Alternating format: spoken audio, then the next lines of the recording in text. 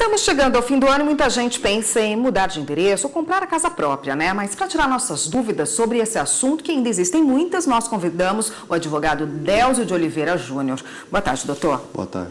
Bom, essa época do ano, realmente, né, alguns contratos de aluguéis vencem, a pessoa mudou aí no fim do ano pensa em mudar de casa, também ou comprar casa nova. Falando de aluguel primeiro, o que diz a legislação vigente sobre o tempo do contrato? Tem um tempo mínimo?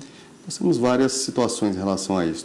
Nós temos contrato de temporada, nós temos contrato anual, nós temos contrato até com prazos maiores. Mas o prazo mínimo que se estipula no contrato normal, por prazo determinado, seria de 12 meses. Lembrando sempre, principalmente no final do ano, é normal aquelas viagens, e aí nós vamos fazer o contrato por temporada. Aí pode ser um dia, um mês, 15 dias, dependendo de cada situação. Mas o que deve se observar é que no contrato deve estar prevista a data e o prazo que será dado àquele instrumento.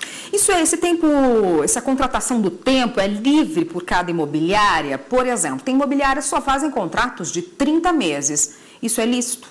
É lícito. O legislador deu ao proprietário do imóvel, no caso ele está sendo representado pela imobiliária, o direito de fixar o prazo que ele quer locar o seu imóvel. Então não existe nada de equivocado, nada de ilícito a fixação por parte do proprietário de um prazo mínimo de locação. E aí, se a pessoa quiser sair antes desse prazo de 30 meses, se tiver um problema, ela tem que pagar a multa de todo o período ou é uma multa equivalente àquele período que ela deixou de ficar no imóvel? Essa é uma pergunta muito interessante, porque algumas imobiliárias ainda insistem em colocar de forma equivocada uma multa pelo restante dos meses que resta para cumprir o contrato. Mas isso não pode acontecer mais. A legislação atual, ela prevê que só se pode cobrar, no máximo, 50% do período restante. Então, não se pode querer colocar qualquer valor de multa. Tem que obedecer, inclusive, a legislação específica, que no caso nosso é 8.245 de 91, que foi alterado por outras leis também, mas a vigência hoje é nesse sentido. Quando termina um contrato de aluguel, muita gente tem essa dúvida também. Termina o contrato de aluguel, aqueles 30 meses ou um ano que ele fez o contrato, seja como for. Como é que fica a situação? Tem que fazer um outro contrato por um outro tempo? Ele continua pagando? Que regras que valem? Pode subir o quanto quiser? É uma questão bem polêmica essa. Primeiro que quando se faz um contrato por prazo determinado, nós temos dia de início e dia de fim. Mas a legislação, como um todo, o Código Civil já prevê isso, e também a lei do inquilinato prevê, que quando o contrato ultrapassa a data base dele, ou seja, o final estipulado, ele transmuta de um contrato por prazo determinado para contrato de prazo indeterminado. Isso quer dizer que o contrato fica valendo todas as suas garantias, obrigações e deveres. Porém, para a rescisão, nem o proprietário, nem o inquilino terão que cumprir qualquer tipo de situação, a não ser notificar 30 dias antes a rescisão. Então, não há que se falar em multa por descumprimento desse contrato, porque ele deixou de ter um prazo determinado e passou a um prazo indeterminado, com a notificação prévia de 30 dias para a sua rescisão. Vamos falar de contrato de temporada, que o senhor já deu uma passadinha aí no começo da nossa conversa.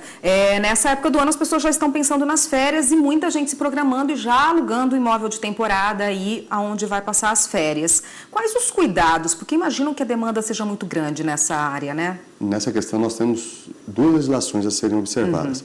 A lei do inquilinato e o Código de Defesa do Consumidor, porque ali já é um pouco diferente de uma situação normal. Então, quando a pessoa vai efetivamente fazer uma locação por temporada, ele deve verificar, primeiro, ver se tem fotos do local, ver se efetivamente aquelas fotos estão atualizadas, procurar na internet comentários sobre aquele local, porque infelizmente é muito normal as pessoas pegarem fotos muito antigas dos imóveis, colocando todo reformado, todo arrumado, e quando chegar lá, uma decepção total.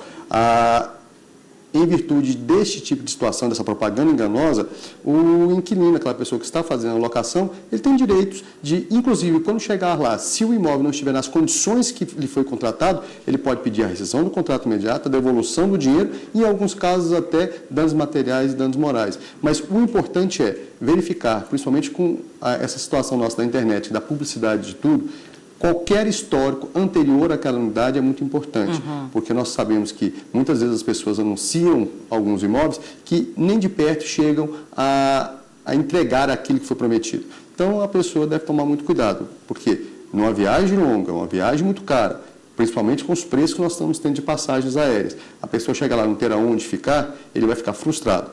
E muitas vezes também ele pode até ficar mal acomodado naquele local, voltar à sua cidade e ajuizar uma ação no Juizado Especial de Pequenas Causas, requerendo o quê? Requerendo o abatimento, porque o artigo 20 do Código de Defesa do Consumidor estabelece, quando o serviço, o bem ou o objeto adquirido, ele não contempla tudo aquilo que foi dado publicidade, a pessoa, o consumidor pode pedir o abatimento do preço, a devolução ou a substituição. Neste caso, na verdade, só seria um abatimento e uma indenização que poderia ser pedido.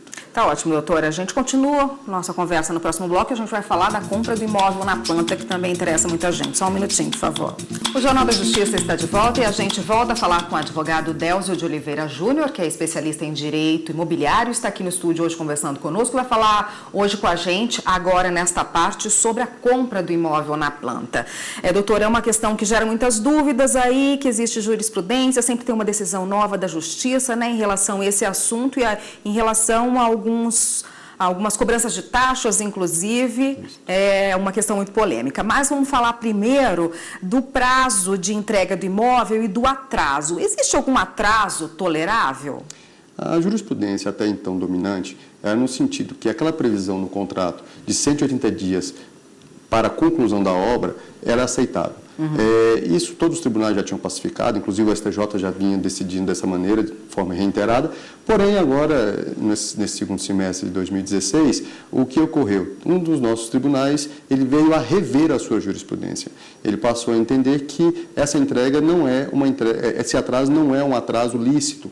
Por quê? A consultora, teoricamente, e a incorporadora, tem o direito de colocar a data de entrega que melhor lhe aprover, mas não pode colocar os 180 dias. Essa é a visão do tribunal, que ainda é uma jurisprudência bem incipiente, bem nova, e que nós não temos a certeza que ela vai sobrepor a jurisprudência já existente. A teoria que foi levantada lá é de que, efetivamente, esse atraso seria algo desfavorável ao consumidor, e o Código de Defesa do Consumidor não permitiria isso. Mas é uma discussão ainda que vamos ter que sedimentar. A sedimentada hoje, a jurisprudência dominante hoje é no sentido, seja 2 anos, 3 anos ou 4 anos que a consultora estipular o prazo de entrega, ela ainda terá 180 dias para finalizar e entregar o imóvel sem qualquer multa para a construtora. Ultrapassado esse prazo de 180 dias, aí sim começa a correr as multas. Alguns juízes e alguns tribunais também vêm entendendo que pode ser cumulativa, tanto a multa quanto o lucro cessante, ou seja, aluguel. Pode-se aplicar a multa e ainda aplicar a obrigação de pagar aluguel sobre o imóvel.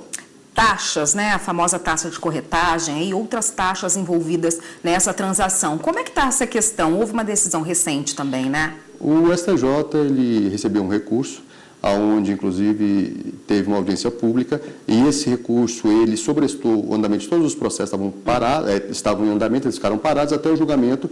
Por quê? Porque entendia o STJ, por ser um recurso repetitivo, ele deveria fazer uma decisão maior do que simplesmente decidir aquele processo. E o STJ entendeu o quê? Prescrição para cobrar as taxas de corretagem. Existia discussão se eram 3 ou 10 anos. O STJ entendeu que são 3 anos. Ou seja, quem pagou equivocadamente uma taxa, seja qualquer que for, deve entrar na justiça no prazo máximo de 3 anos. A outra questão é se era lícito ou não a cobrança por fora da corretagem. O STJ também entendeu que, entendo-se da publicidade, tanto no contrato quanto as propagandas, sobre a cobrança por fora da taxa de corretagem, era lícito. Agora, qualquer outra taxa foi entendido que era ilegal. Não se pode cobrar taxa de auxílio, taxa de cartório, não sendo o cartório, estou dizendo a imobiliária e o corretor. Então, qualquer outra taxa, excetuando a taxa de corretagem, o STJ entendeu que não se poderia cobrar. Daí nós temos uma nova situação, por quê? Porque nós tivemos um entendimento de um processo perante o STJ que refletiu em todos os processos que estavam em andamento no Brasil. Tá ótimo, doutor. Obrigada. A gente poderia ficar conversando esse assunto aí até o fim do jornal, né? Mas a gente não faltará oportunidade para isso. Obrigada pela participação. Sempre às horas, até uma estamos próxima. à disposição para qualquer momento. Obrigada.